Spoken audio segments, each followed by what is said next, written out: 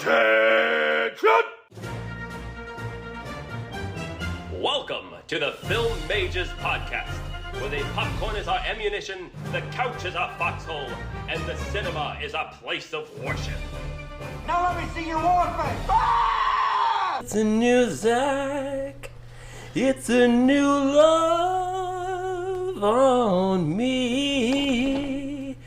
And he's feeling good. Bum bum, bum bum. Oh, Zack's feeling good. I'm gonna go ahead and turn your levels down, because I don't like what I'm hearing. You don't like what you're hearing? No. You don't like it? Not much. Really? Not much. Okay. Well, you know what? Fine. I won't serenade you ever again. Please don't. I'm asking At you least not not on to. the podcast.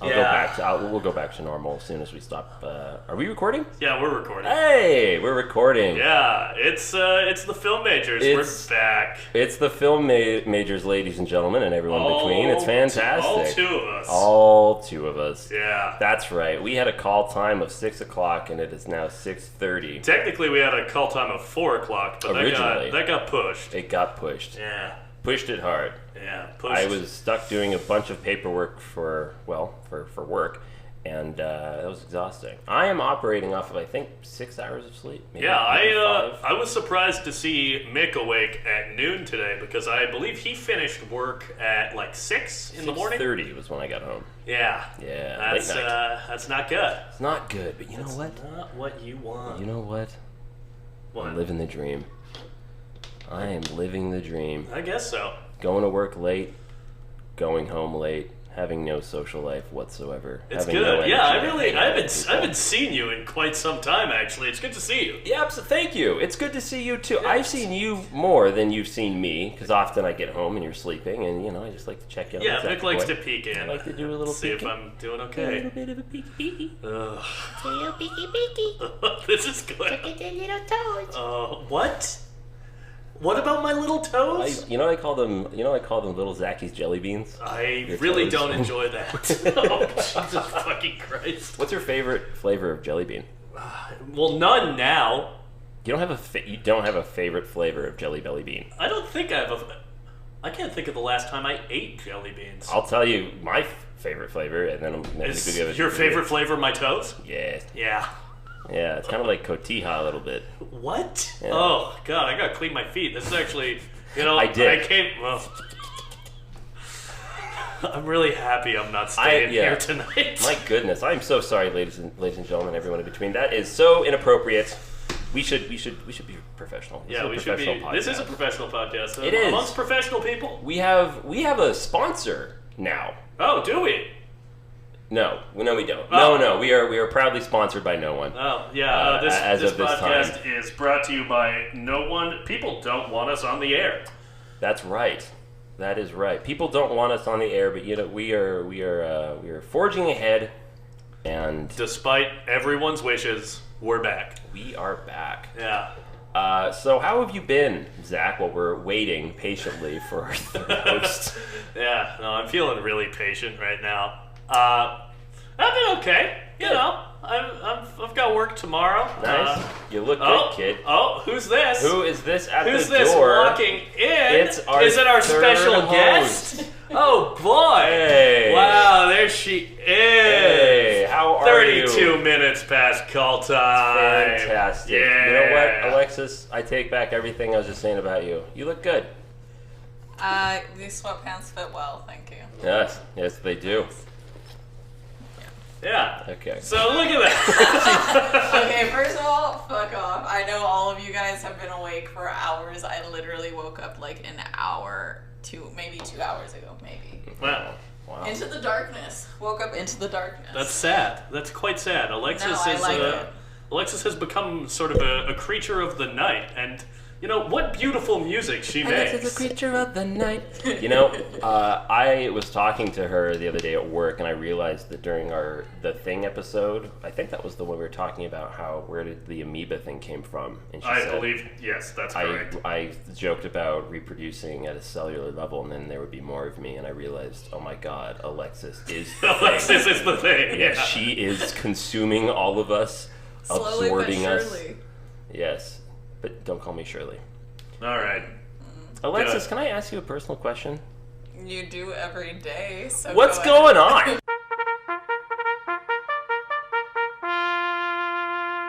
Oh my God, he got it in. He's never gotten it in. I got it in. No one was looking, and I snuck it in. Ugh. Oh no. Ugh. Yuck. Yeah. What is going on? What's going on? Anybody? Anybody got something going on? Anybody seen any new films? Because I haven't. Have I? I don't know if I have. I've been continuing on Zack's Halloween Spooktacular. Ooh. So those are all films that you've already seen. Yes, I've seen all of the films on the list before. Okay. I've seen all of the films I've already seen. Yep. Nice. Nice. What did we? Oh, we rewatched Clue last week. Oh, Yeah, yes. we did, because we were talking about Death Becomes Her, and it kind of reminds us of Clue a little bit. What a fun movie that was. Oh my God, it's so fun. I love It's really Tim fun. Curry. Tim Curry, man. Tim Curry's incredible in that movie. I do have a short little story. I Please, used to tell me wear- your tale. I think I already told you this while we were watching the movie, but in high school, I had this one government teacher who was super chill, but I would wear this like purple cardigan to class like all the time, and he started calling me Professor Plum, and I honestly I didn't understand because I'd never seen Clue before, and it wasn't until like maybe like another like 5 to 6 years later that I saw the movie, but I was like, oh, okay. Yeah, Alexis was being referred to as the incredibly horny character played by the incomparable Christopher Lloyd. That tracks. Yeah, that makes sense for me. Based on our viewing experience of the movie that we're going to be talking about today, that absolutely tracks. Yeah. Yeah, it does. That was a sweaty viewing experience. It was. Indeed. You know, what's going on with me is I am proud to say I have started listening to our podcast. Congratulate! Yeah, I heard Beyond you listening episode to 1, that. I accidentally skipped Rocket Man. I forgot about that episode, so I started with Barbarian and then The Which Thing. is so funny because they're literally just in a line on Spotify. I was driving, and Okay. I was put on my phone. I was like, oh yeah, that one. That was our next one. Okay. And then I just Okay. noticed that there was I still have to listen to that one. You know, I have to say, I like us. Aw, I enjoy this show. Yeah. that's kind of nice. Yeah, It's a little self-involved, but I Well, like that. That feels good. I Yeah, enjoy I like doing that, this. Yeah. It's nice Yeah, nice to set time aside to hang out with my friends. Yeah, absolutely. I really enjoy this. Listening to it is really fun. I have noticed though, I enjoy the parts of us just bantering. Once we start getting into the movie part, I'm just like, eh. Well, I feel like Which is kind of the point of the whole show. I feel like part of that is because like we've seen the movie. Like I guess. I feel like I guess if you haven't, we have our own we know what our own insights are. So like Yeah. hearing your own takes on a movie that you watched, Yeah. I don't know. Yeah. So for listeners, go ahead and write us in, email us or message us or tweet us. Say which parts of the show do you prefer when we are just bantering, or when we actually talk about what's going on. I love each time a new episode drops because my friend Allison, that I referenced last time, she's always saying like the little parts that she just like absolutely loved that like made her like cackle, you know. Mm-hmm. And I'll be honest, like I've listened to I think it's the Barbarian episode where you told the story about me being a fly and then dying. Still haunts me. It's still funny. The bit about me dying is still funny. I can't wait till I get sick again so we can do it all over again. That can be arranged. Won't be long, yeah. I mean, it's starting to get colder in LA. We're starting to get rain. Alexis will probably get sick again. Yep. I'm gonna catch She'll get another pneumonia. chill. I'm gonna catch a chill. My Yeah. chronic bronchitis. What's going on for me is I'm just about done writing a feature film. Congratulations. Just about done with the feature screenplay that I've been working on with my friend Drew. Drew. Nice. And what page you on? 75, I believe. Nice. Yeah. That's great. It's probably going to be like a 90-page screenplay, so yeah, we're just about done. Fantastic. Yeah, Good for you. I'm feeling productive. Exercising those creative muscles and getting the juices flowing. Yeah, I like that. You know, I love that for you. as Somehow- Alexis I would love say. that for you. Yep, there she goes. great, thank you. Yeah, I don't know. What else we got going on? Well, I think it would behoove us to talk about the late, wonderful Robbie Coltrane, who sadly passed away. Oh yeah, transphobe. Is he? Yep. Oh, yeah, no. He was one of the people who came out and supported J.K. Rowling when she started down her fucking transphobic death spiral. I didn't know that. Yeah, so Robbie Coltrane, rest in piss, bitch. Ooh. Damn. Okay. You know what? Okay. I don't care if the body's warm. Fuck you, Hagrid. All right. You know what? That's interesting. Those nuns can run straight into the grave. Wow. All right. Well, He that's was probably in a movie called Nuns on the Run. Nuns on the Run. We should probably move on from that then, because I did not know that, and I am fuck that guy. Yeah. There are no words for me, so There are no words, yeah. only hate. Yeah. I don't know.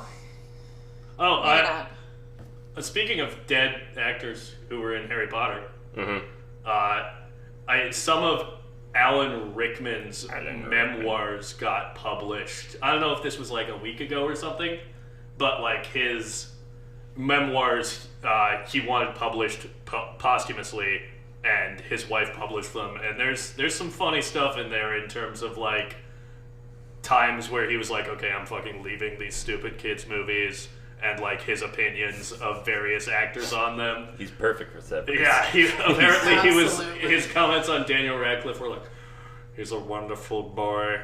I do not know if he will be a great actor, but I'm sure he will write and direct at some point.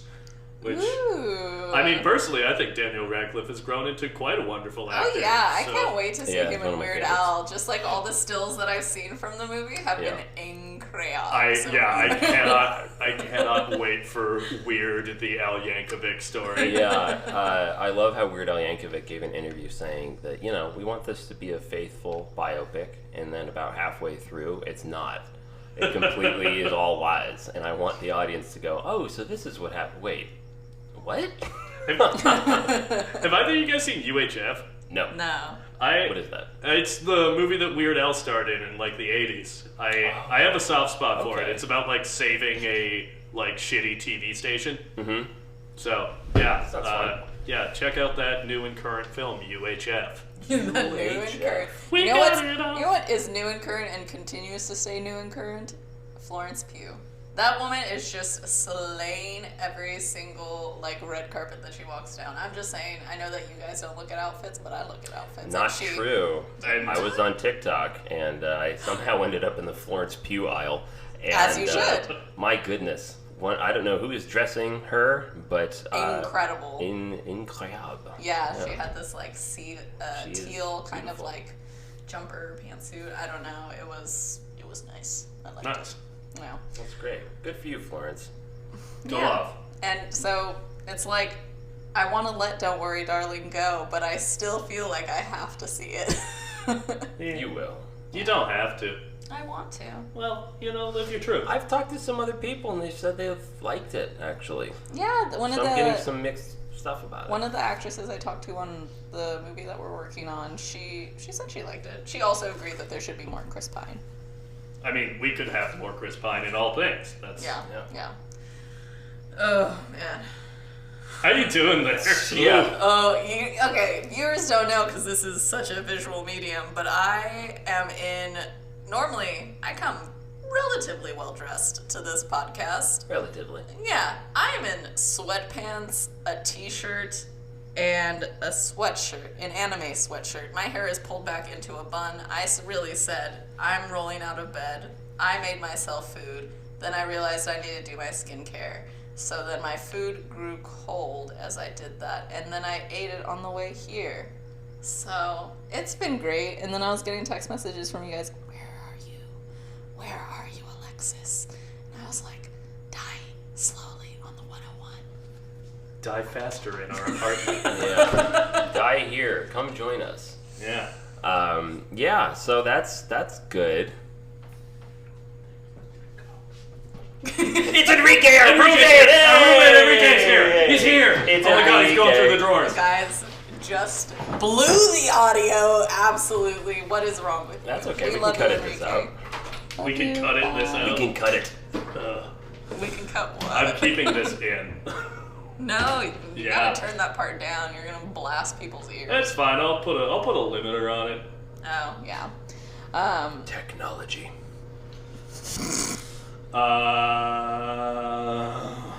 That's all I got for what's going on. Okay, so, to be fair, me and Mick have been working 5 days a week, more than 14-hour days usually. Oh, so, yeah. 16 yeah. often. Yeah, Well- it has been rough, to say the very least. Yeah, and I mean the reason why I woke up at 4:30 is because we literally we wrapped at like 5 in the morning, and then we left the park. Like all the AD team was just chilling in the parking lot, decompressing. We were so loopy that at the end people were starting to argue about phonetics. Yeah, you know what? I'm glad you brought that up. I think we should revisit that.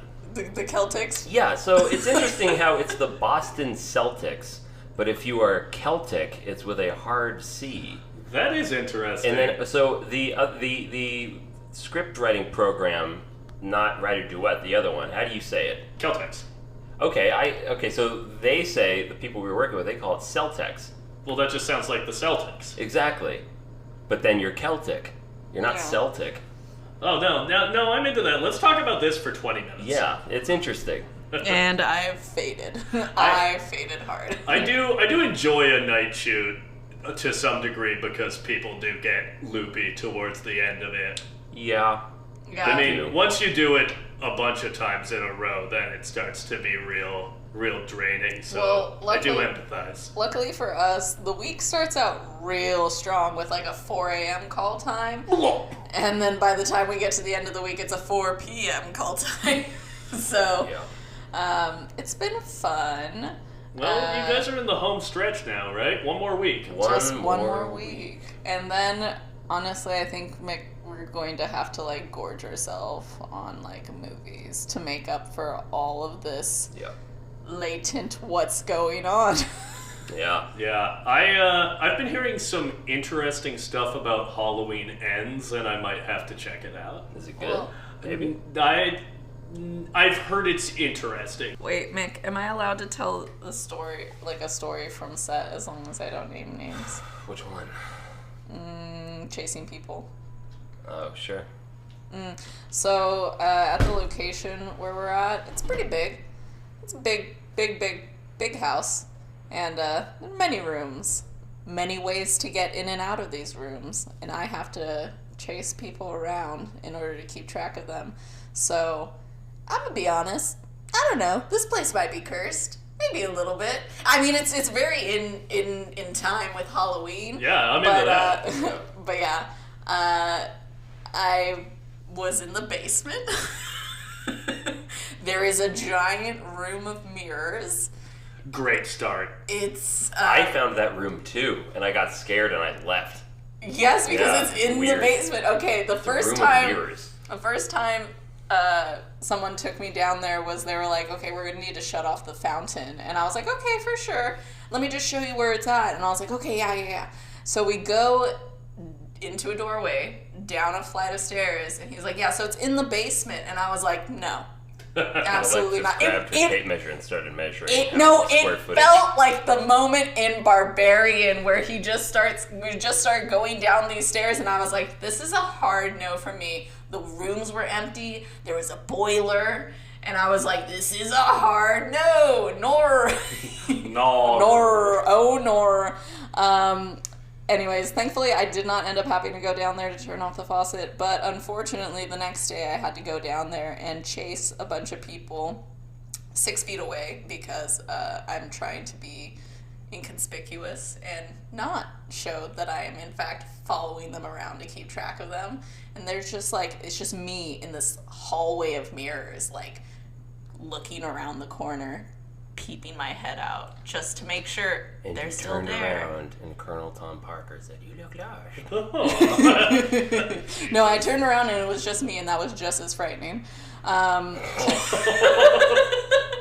Yeah, seeing your face at like 4 a.m. in the morning, it's like, Yeah, but then it was also like they were in this other room that I hadn't been in the basement, and I was like, where are they? And then I realized they were in like a wine cellar, okay? Did you get cask of Amontillado? No, I mean, they were giggling, and I was like, are they still in there? They're Are gonna they cast in a them different Amontillado, part of the yeah. house now, and I just missed them? But then I was like, no, they must be deep in this wine cellar. So it was just me, like, another, like, 3 feet away from the opening of this wine cellar. And unfortunately, one of them came out, and I just, like, had to pop around the corner before they saw me, and I was like, You are the ghoul.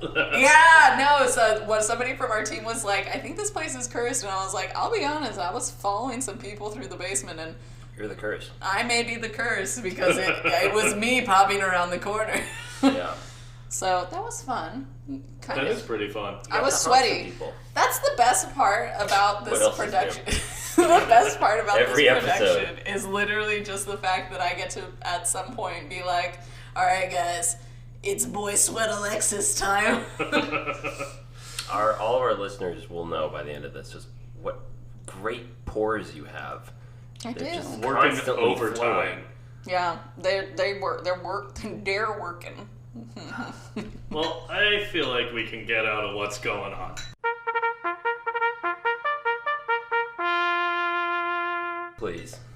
And what I'd like to talk about as our big topic today is horror films as prestige cinema. Prestige horror. And I don't know if I enjoyed that.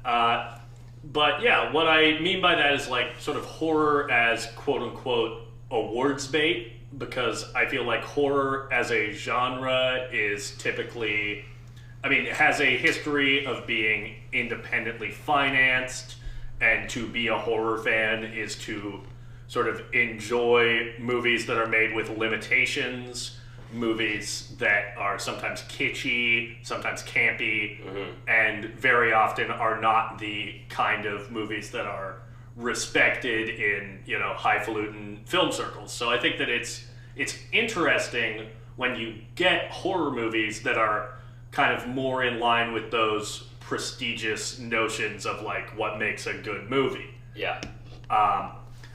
The time period that I kind of think of as being interesting is right after Silence of the Lambs became the third movie to clean up the Big Five Oscars. Yeah. Where you started to get studios financing horror projects that were more aimed at being serious awards contenders.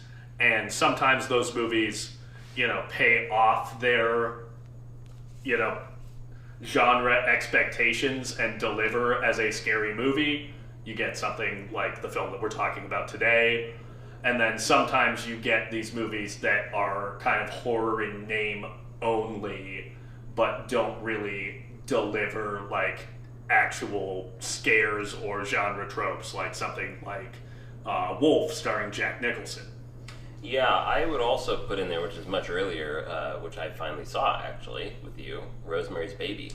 Yes, yeah, That's you a had good a example, I think, of a horror film that's not doesn't have any like scares in it, but I would count that as a prestige horror film. I would say that Rosemary's Baby does have some scares in it. I find that to be a fairly unsettling movie, not to sing the praises of... I'm annoyed that Rosemary's Baby is as good of a movie as it is, because it's made by Polanski.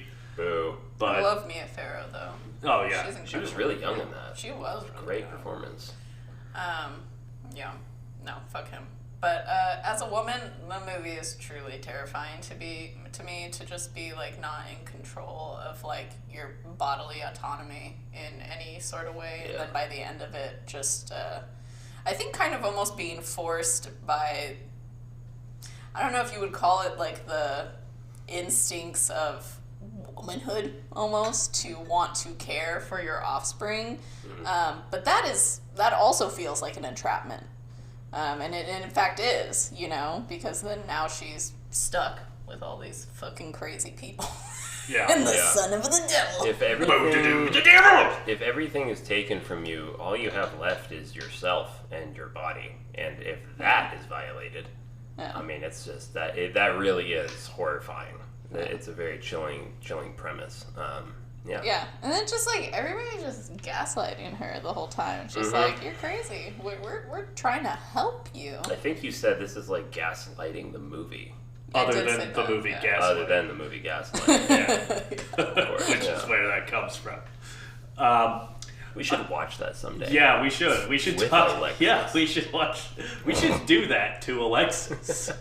God, why haven't I thought of that? This seems like such a new concept. Gaslighting Alexis. Yeah, I feel like we haven't done that, have we, Mick? The new concept is eel slurping. That's a little preview. We'll get back to that in a further episode.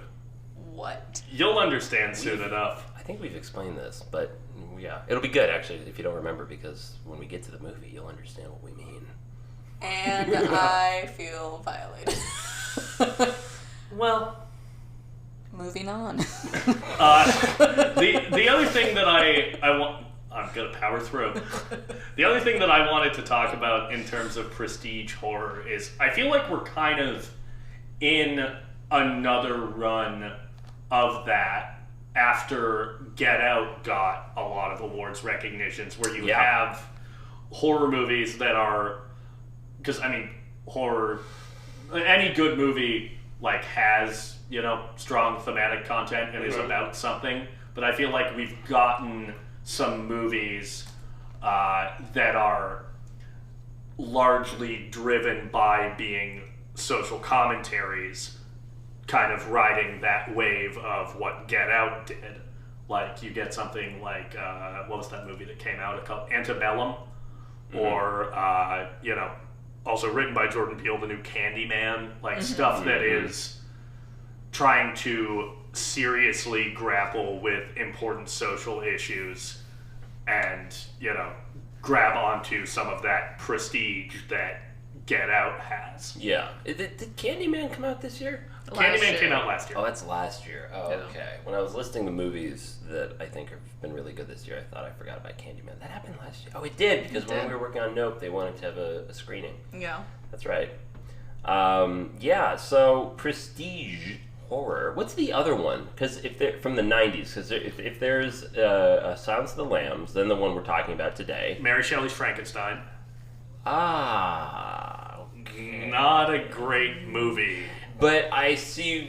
I can see another one, which is my movie for today on the October horror movie list, is yeah. Interview with the Vampire. Oh, I love that movie. That's so fun. Good. I did not know that I needed some Tom Cruise on Brad Pitt vampy action until I watched that for the first time.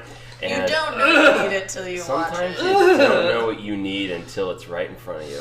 Happening. The word vampy just like disgusts me on such a visceral level. Well, that makes one of us. I don't know. Right, Alexis? Is it vampy body? Right. Alexis, you're on the same side of the table as me. You have to be on my side today. Yeah, You know, but you're denouncing Alexis, the word vampian. I literally use that to describe clothes that I wear, so... Yeah, Alexis, when we were setting things up, Where we were am like, Zack wanted to sit over there. Sandwiched between us. Yeah, so that he wouldn't be in the hot seat, and somehow this always in the seat's hot feeling warm. Yeah. I lit a burner as soon as I walked in. Yeah. I don't know why I said it like that. I take back all the nice things I said. This is a troubling experience for me. Mary Shelley's Frankenstein. It's interesting. I gotta say, Robert De Niro's performance as the monster is really good. Yes, It's he the is quite best. good. I've never seen it. It's in my double Blu-ray set with our film that we're talking about today. Ooh. Yeah. Should we move on to the movie we're talking about? Because I really want to talk about it because I really like it. Okay, I feel wait. like we're going to talk about this for a long time, so we should probably get into it. Yeah, I'm gonna bring up my notes. I like your shirt, Zach. That's fair. Thanks. Yeah, it's a They Live shirt. Yeah. It's really nice. Thank you. What is Continuing that? to go off. Alexis. It's a John Carpenter movie. You said that It's on purpose, phenomenal. didn't you? Because I knew I'd get that reaction. Yeah. I love just like whenever I tell you guys that I haven't seen a horror movie, because you guys get so It's like. not a horror movie. I love when I tell you guys when I haven't seen any movie. You like to deflate us like old birthday balloons. They're like the wrinkly old balloons that Alexis I'm literally grabs onto like- us and lets us deflate the rest of the air. No, I'm like that child who just like after the birthday party's over, just like starts grabbing the balloons and just like jumping on them to pop them. Was that you as a child? Are you jumping on us? To pop you? Maybe. Ugh. All right. Well, let's get into our movie, and that would be Bram Stoker's Dracula, a 1992 film directed by Francis Ford Coppola. Dun, dun, dun. Welcome to Transylvania. Oh, yeah. I love this movie. I think this was one of the first horror movies that I actually watched. I rented it from Blockbuster Video when I was like 14, 15. Blockbuster? Yeah, rest in peace. Yeah, real quick, fuck Netflix for making that Blockbuster, like, comedy series. Like, fuck you. That's the equivalent, that's the fucking TV equivalent of when Hannibal Lecter cuts off the cop's face and wears it like a mask. Wow. Don't hold back. Tell us how you really feel. Fuck you, Netflix. You took it from me. How dare you stand where he stood? I guess you're not shopping your script around to Netflix. Yeah, no, Netflix, you can eat it. I do have to say, there's a small part of me that's proud that the last open Blockbuster is in our home state, Zack, in Oregon, Bend, Oregon. There's still a Blockbuster. There's one Blockbuster left. I mean, that's what the documentary is about, right? The last. It's not a Blockbuster. documentary. It's a comedy series. Okay. Is it? Yeah. What? Yeah.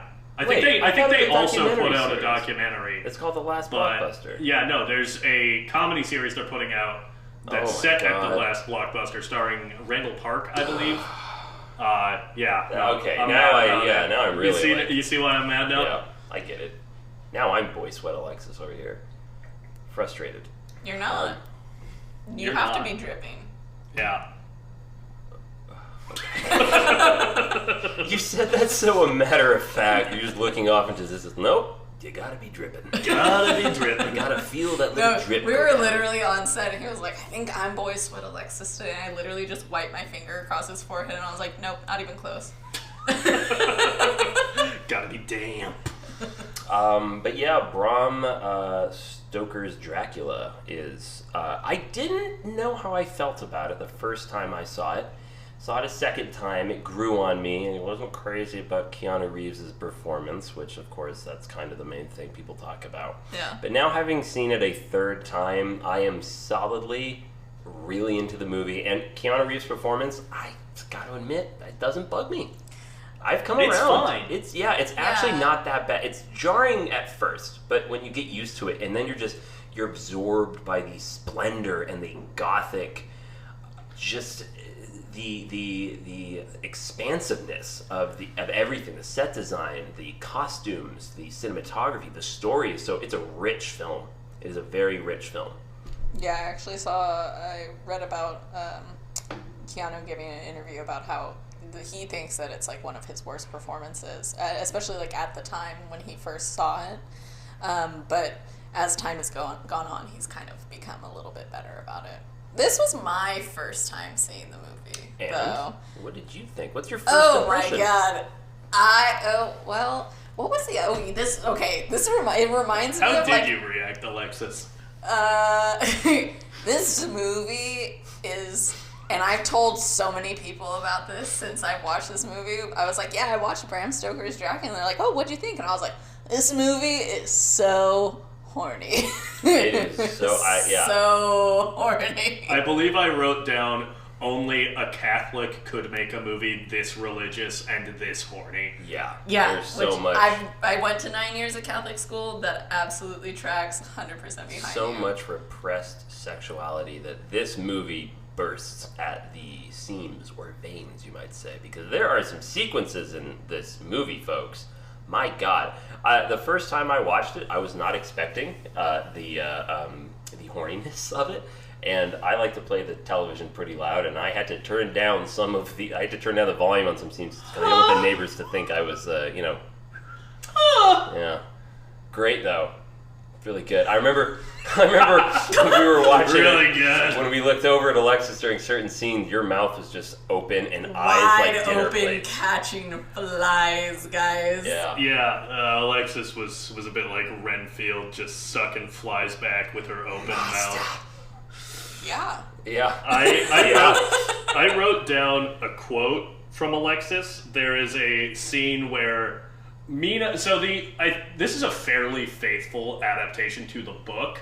The major thing that gets added is a romance between Mina and Dracula, which kind of is the emotional spine of the movie and works super well. Mm-hmm. There's a point where Mina is crying and Dracula raises his hand to her face and he turns her tears into diamonds. And at that moment in the movie, Alexis said, "Did he just make diamonds out of her tears? Oh my god, take me now." Yeah. Alexis was like illegally horny during this movie. It was, I considered getting off the couch halfway through. Yeah. Explain yourself. Answer for what you've done. There's no words, only feelings. Very deep, deep, deep, deep, deep feelings. They weren't that deep. They were right on the surface. I'm choosing to ignore the double entendre. Oh here. my god! You know what though? What's her friend's name?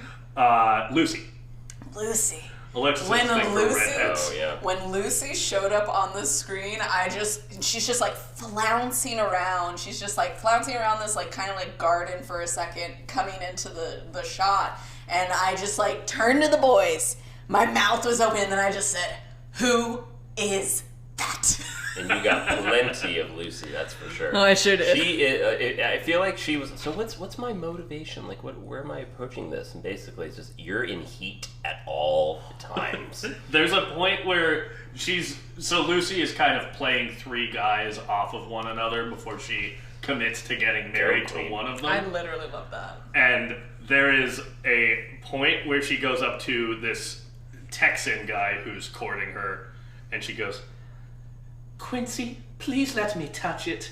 It's so big." And then he pulls out this giant knife, and I was like, Jesus, Francis, like, keep it in your... Are you Brian De Palma? Keep it in your fucking pants, dude. It's really great. It's really great. So, you know, sometimes I don't love, like, overtly sexual tones in movies, but this movie sure did it right. It's every single time there was a little comment. I was like, ooh, that's spicy, I like it. I wrote down, this movie has everything. Guy on girl, girl on girl, three vampires on guy, wolfman on girl, the works. Yeah. Yeah. And it really does. There's a point where a vampire lady bites Keanu in the dick. Yeah, you know what? Actually, there's something I hadn't noticed until the third time I'd watched it was during the orgy scene with the three vampires. Mm-hmm. Dracula's bride. One of the brides bites Keanu Reeves' nipple. Oh yeah, that's like one of the first things I noticed. And it's squirting blood, and she's drinking it, and I kind of had to sit back and go, I think I need that in my life. Yeah. Right? I'm not doing that for you. 100% behind that. I loved that scene because towards the end, Keanu's just like, I had to escape from there. And I'm like, sir, what? Yeah. I'm sorry. No. I'm staying. Go Come on, back. Jonathan. You should have given that Airbnb like a 5-star, okay? Like, I don't know. You know, this man was acting like it was torture, and I quoted something from the movie Oliver and Company, which is a Disney movie, but it's at the end. segue. Yeah. Little Chihuahua played by Chong, where he's like, man, if this is torture, chain me to the wall. I laughed so hard. Because that is exactly how I felt. I was like, if Monica Bellucci was licking my nipple, holy shit, I would never leave. Yeah, I'm like, take me now. Take me now. Make me this there. moment. Go. So, since we've referenced something that Alexis said in reference to Gary Oldman, I'd like to circle back to some of the performances in this movie. Yes. Because, holy shit, Mr. Gary Oldman, wow. I believe that Francis Ford Coppola's conversation with him went something like this. Okay, Gary. So in the first scene, we want you at an 11. Then in your next appearance, we need you at like a 57. And then you just kind of keep going up from there until the movie's over.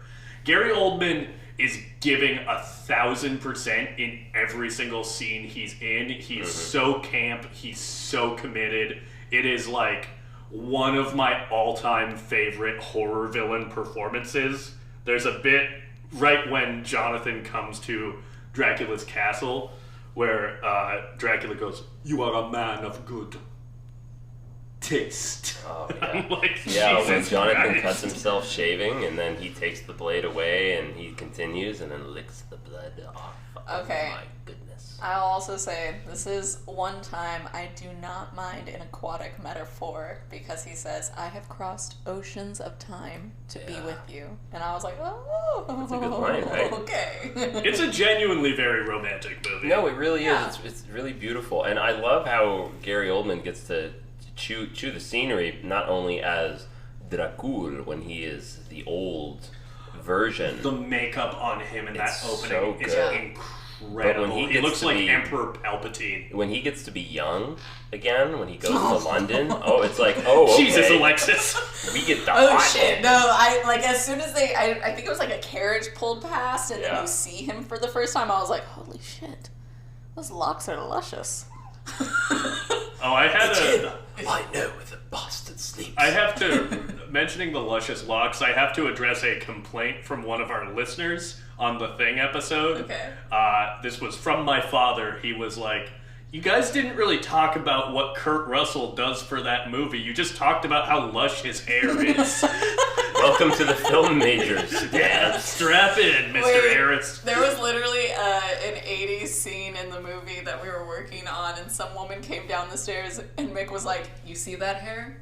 That's what 80s hair is supposed to look like. Yeah, so that's some 80s hair right there. So the period hair in this film is on point. It's Oh, yeah, fantastic, yeah. except for Alexis had a complaint. Oh, I did, because when- halfway through the movie, you have, like, Keanu's character, what the fuck is his Jonathan. name? Jonathan. He's aged, right? He's aged so many years from being stuck with Monica Bellucci, and I'm like, first of all, Tough. find a more believable lie. Secondly, his hair is like, it looks like the fucking, like, spray that you get from Spirit Halloween. I was like, who did this? This is a war crime. No, that's what it was. I wrote down, who did his hair? This is a war crime. No, I do have to say, Keanu's hair, when it turns gray, does look like they used the same stuff that I used when I was in a high school production of Hamlet playing Polonius. Yeah. Like, it looks like something they just, like, sprayed into his hair. Combed it, that's good. No, it Yeah. literally looks like hair that I had when I played, like, a older mother. Just, like, kind of combed, like, white combed through my hair. Yeah.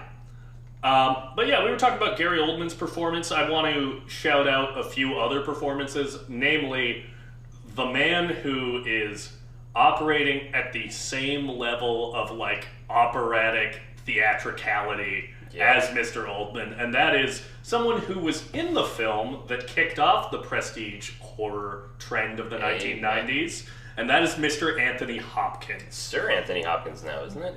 Yeah, but I don't respect the authority of the British Crown, so he's Mr. Anthony Hopkins. I respect that. Yeah. Yeah.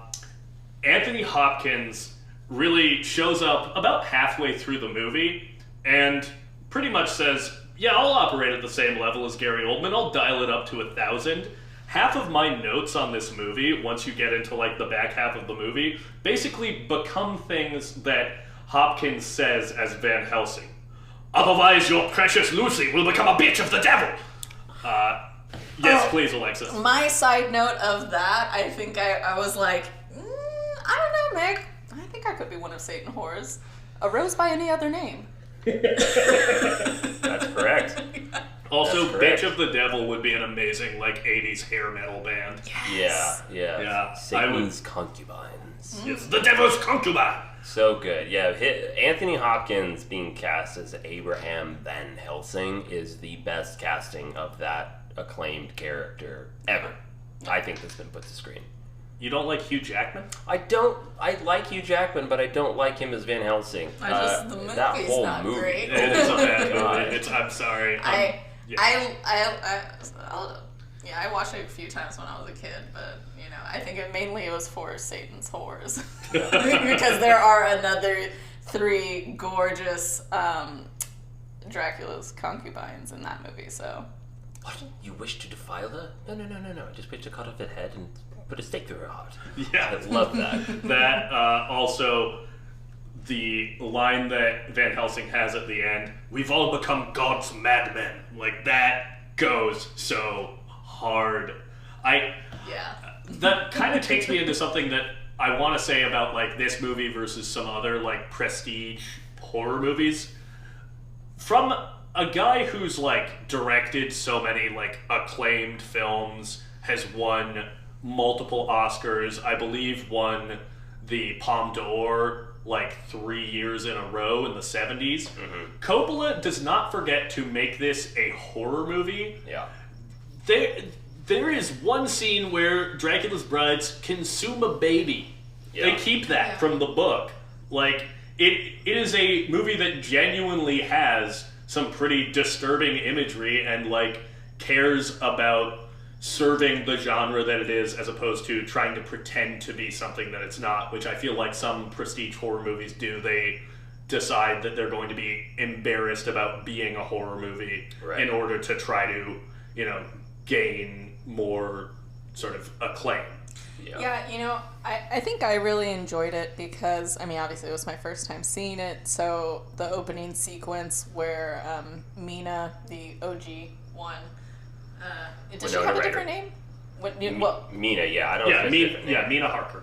Yeah, but is that her name before she, like, when she is Dracula? When she's originally his wife? I don't believe so. Oh, yeah, I don't think they give her a name in that little opening. But or if they do, I don't remember. She hears that he's, like, killed in action, like, on the field, and so she literally, like, throws herself off the balcony, and then he comes back, and he's, like, so distraught by the fact that she's dead that he renounces God and essentially makes himself Dracula.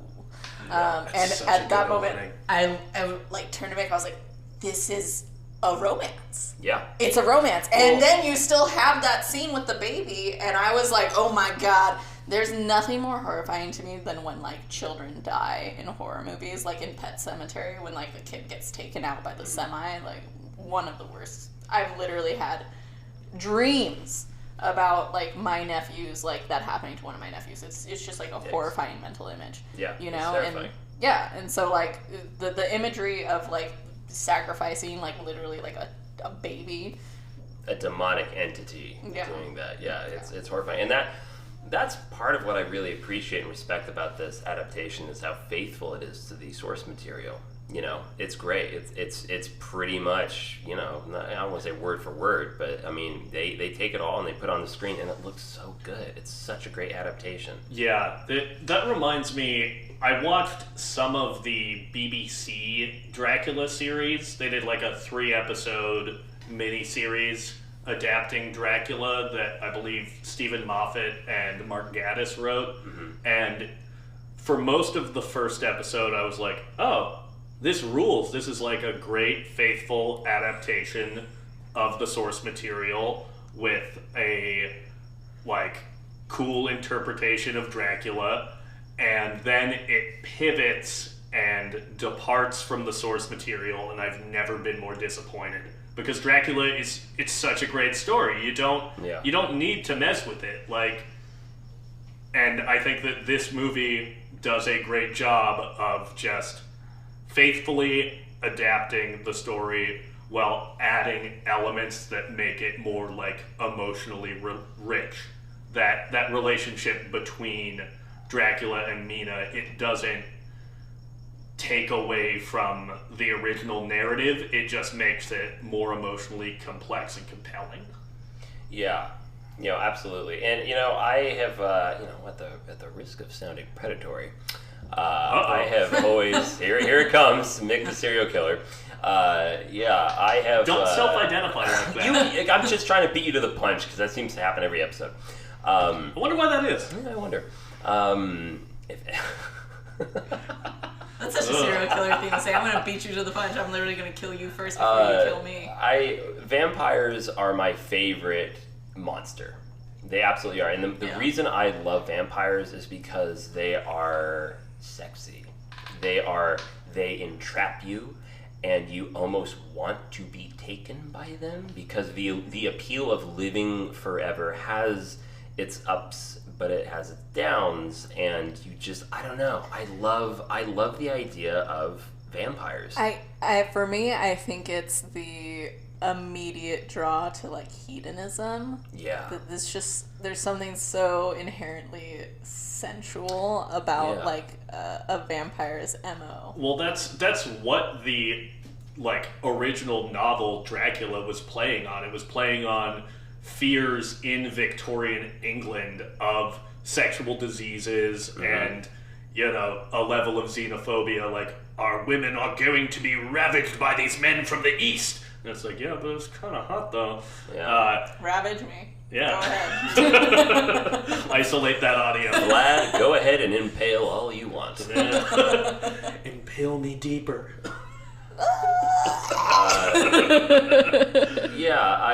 And also the fact that, especially in Bram Stoker's Dracula, that the monster is just so fueled by love. Yeah. And, you know, I relate, I mean, we've talked about that, I mean, during the last episode, but that's why I like Baz Luhrmann, is because I personally am such a hopeless romantic. I think that's also why I tend to identify with vampires, because it's just, oh man, they just want to love and fuck and eat and drink. This tracks so hard with just all the things that we've... So this is probably why you're the only one who has love in your life, Zack, because me and Mick are so toxic. Like, we loved Phantom Thread just because the two characters, we got to the end and we were like, wow, that was so toxic. I love it.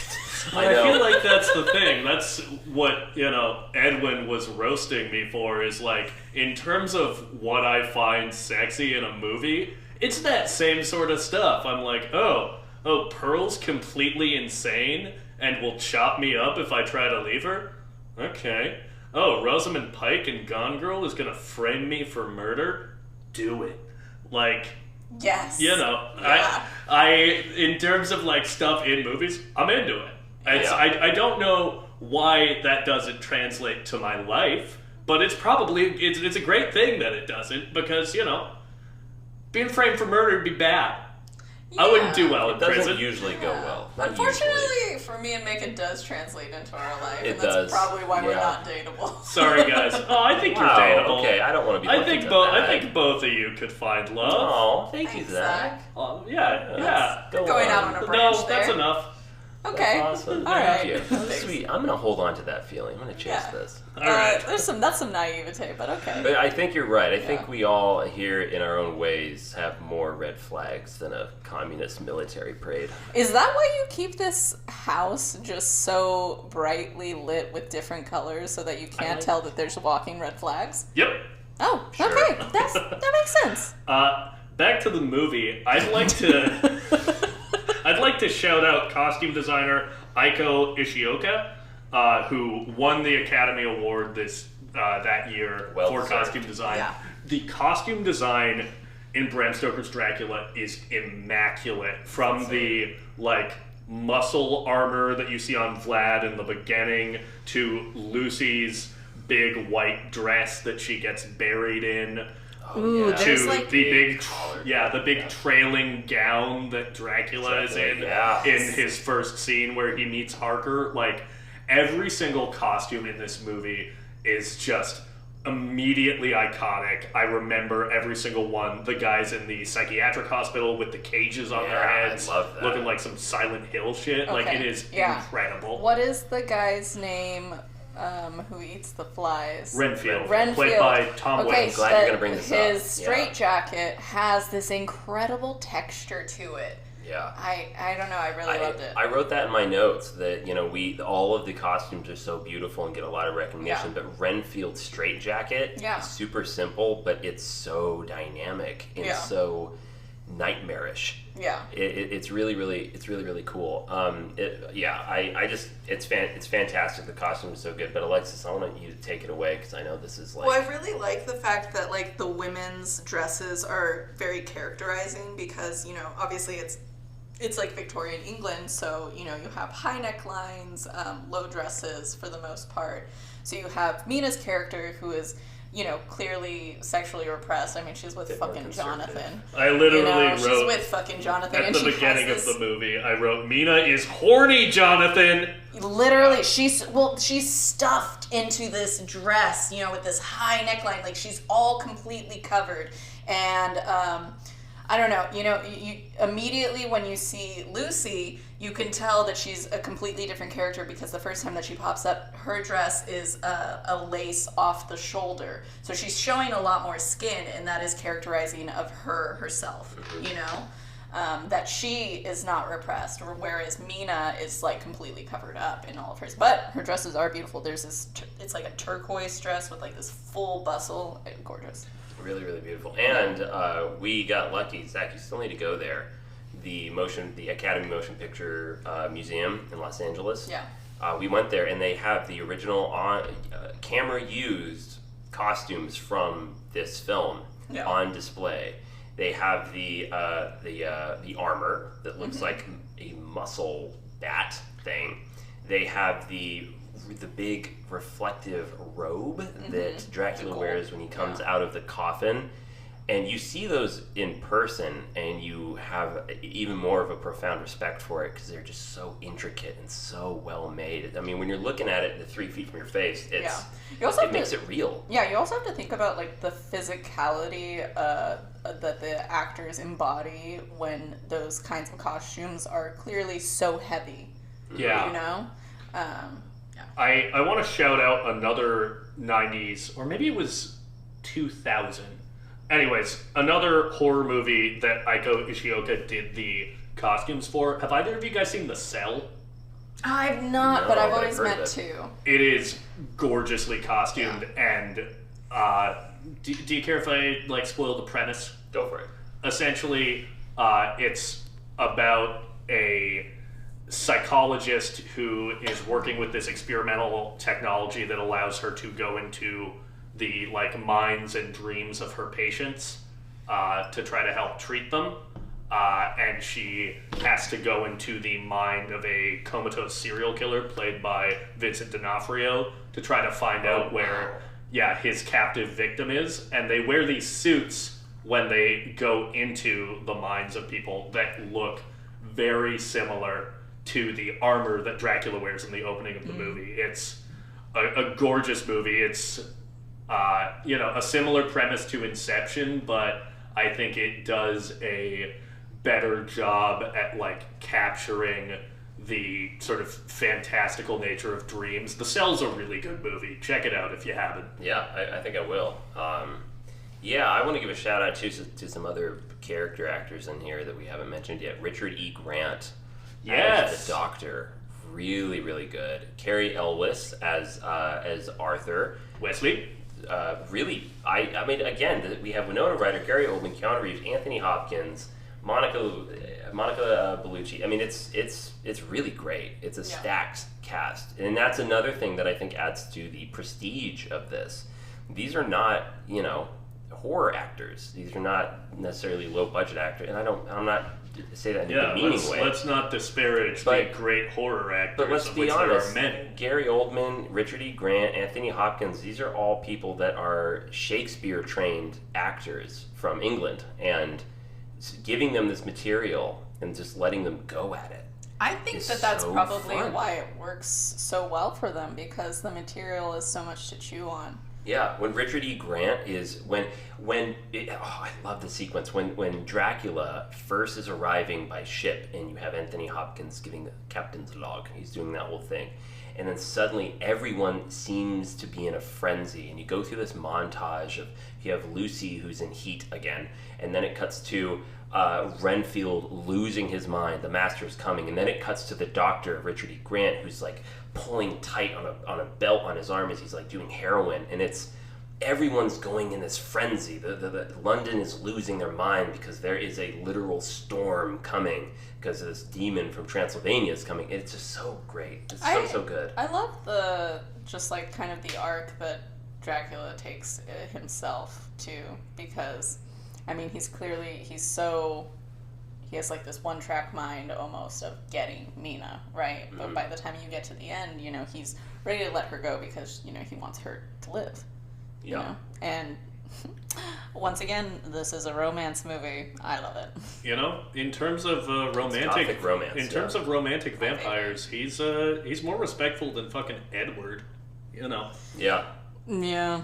As much as I do enjoy the Twilight films for the trash that they are, and we will probably have to talk about them. We should do a saga. Yeah. I will also say, for, like, Christmas or something. I want all our listeners to know I unironically love the Twilight series. They're very fun. They're actually, they're good. They're good. They're bad, but they're good. I also have to give a shout out really quickly. I am going to butcher this so horribly, but go for it. Wujciech Kilar? Wujciech Kilar or whatever? Sure. That is the musical composer for this film. The music in this is so good. It has one of my... It has some of my favorite horror... It's one of my favorite horror themes. I would put it right up there with The Shining. Yeah. It just as Actually, soon as you hear it, you just get these chills. Like you are being brought into this world. It's so immersive. Like it, I think, because it kind of also plays into the feeling of being overcome by Dracula himself. It's overwhelming. You feel it come into you. You want Dracula to come into you? I mean... Come on, that was teed up. That was teed up, and... and now she's bricked up. Literally, I have a note that says, redhead shows up, Alexis is bricked up. Yeah. Which was true. Yeah, that true. was immediately accurate. Whew. Go for it. This is not really related to what we've been talking about, but I just want to give a shout out to Keanu Reeves, who worked with, a lot of pretty great directors in the 90s. He worked with Catherine Bigelow. He worked with Francis Ford Coppola. Yeah. He worked with Gus Van Sant. Yeah. And he worked with the Wachowski sisters. So, Yeah.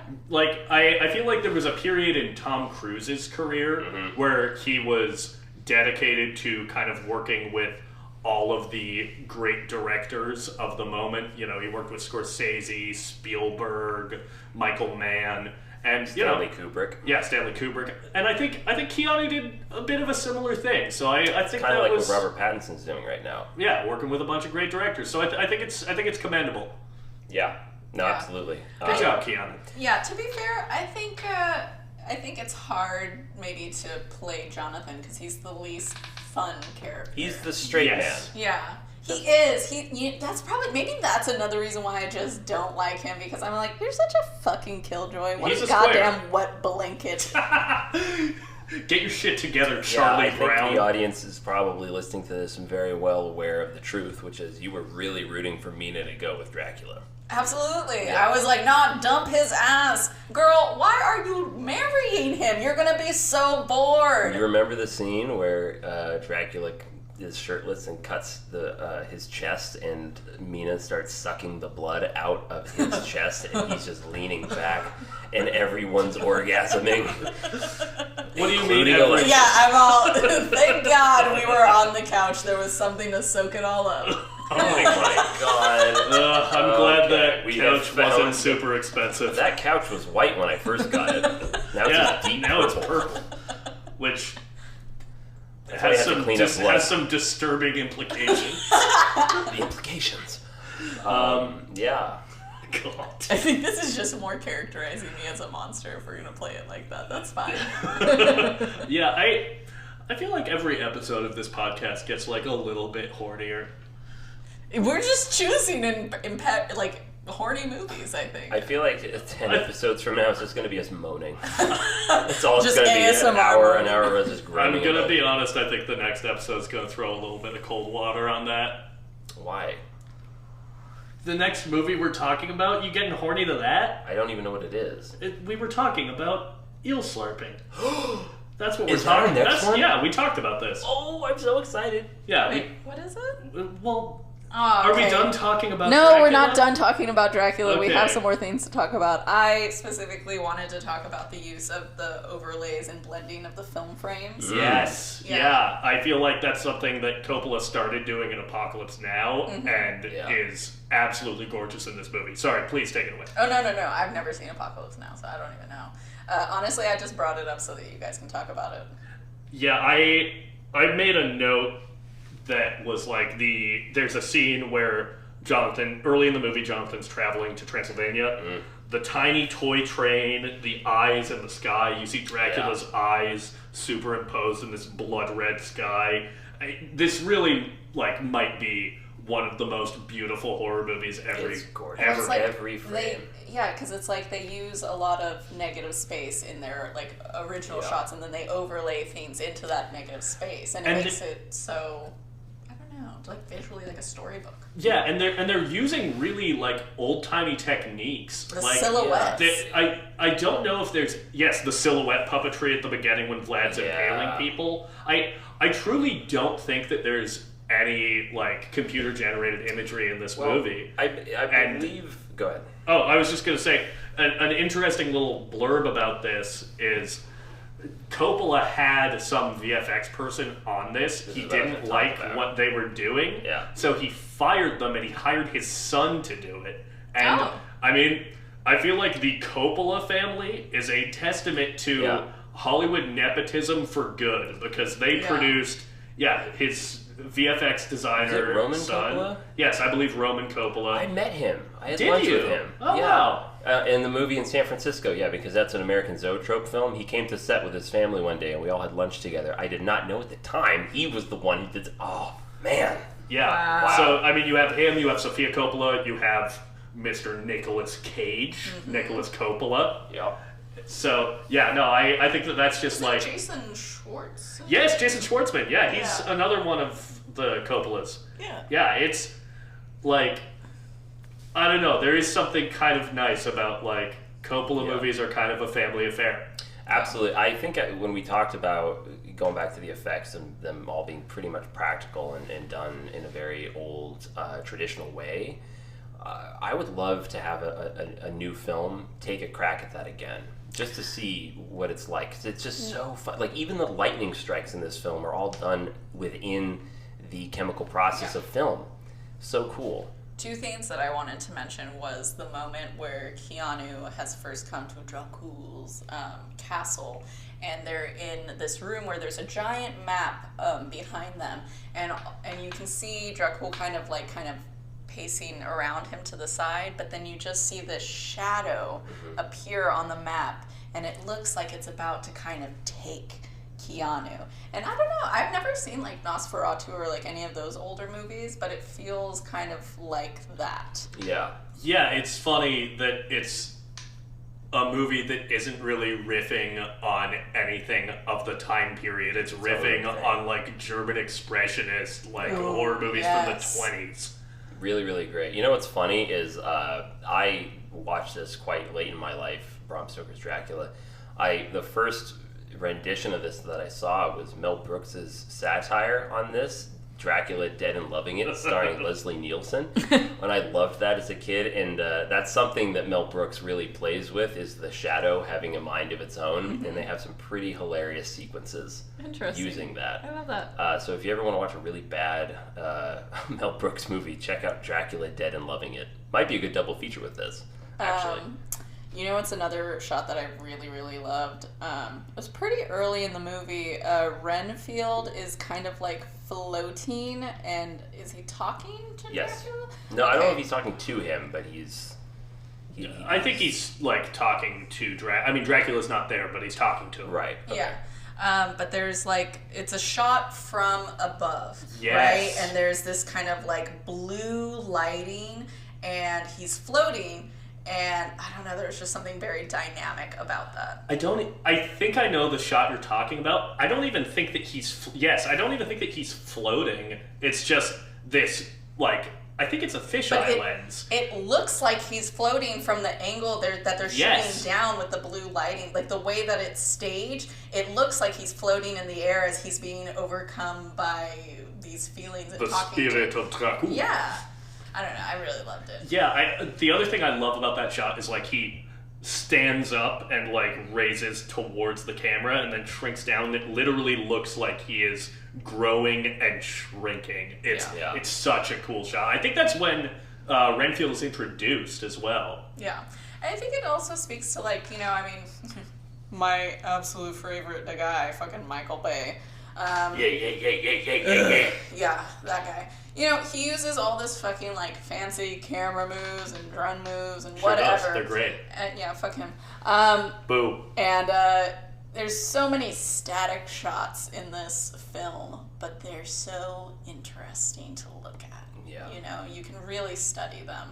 That's what I meant. This movie is so rich in so many different ways. And to continue with that, we talked about in the last episode underrated performances from popular actors, and in a similar realm there, we talk about famous special effects, creature effects. The Thing, we talked about that. I think another really famous one is An American Werewolf in London. That's another really famous one. I think this movie deserves more of a shout out. I think the Wolfman / it's more of a bat. It's when he's in his bat form. He's a Wolfman. The creature effects of his form in that way is so good. Those makeup effects are fantastic. Again, if you like creature features, you should have this on your list because it absolutely gives you that in abundance. Do we have anything else? Because I should probably wrap this up pretty quick. I got to get out of here. Oh, I just wanted to say one more thing. There's, like, Lucy's wearing this, like, lace neck piece that's, like, enormous, and my note was just, this is sumptuous and extravagant. Yes. Which is how I describe Alexis. Yeah, to my which parents. That's I'm not even lying. That's weird. That's weird for you to say. I remember one time they texted me, like, how's Alexis doing? Sumptuous and extravagant. Am I wrong? You don't get to hang out with me as much. Mick gets to see me in all of my glory. You know, it's a sumptuous and extravagant hoodie and sweatpants you're wearing right now. Don't talk about it. I look so bad right now. Oh, no. You look comfy. I was like, it's going to be maybe 6:30 by the time we start recording. I'm going to be here at 8. I'm not going home. I'm literally about to curl up on your couch. Yeah. Yeah, so. All right. Well, I think if we've spoken our piece on Bram Stoker's Dracula, I would like to get us into our next film, which will be our final film of spooky season. It will be a movie that I feel was made specifically for me. Here we come. I think that should maybe be our big topic next time, is movies you feel were made specifically for you. Okay. Absolutely. Thank you for letting me know the topic ahead of time. I told you this one ahead of time, too. Did you? Yep. I forgot it. Well, there you go. We have a week of prep. All right. So, I'm going to write it down. Yeah, everyone's heard it here first. I informed everyone It's on the record.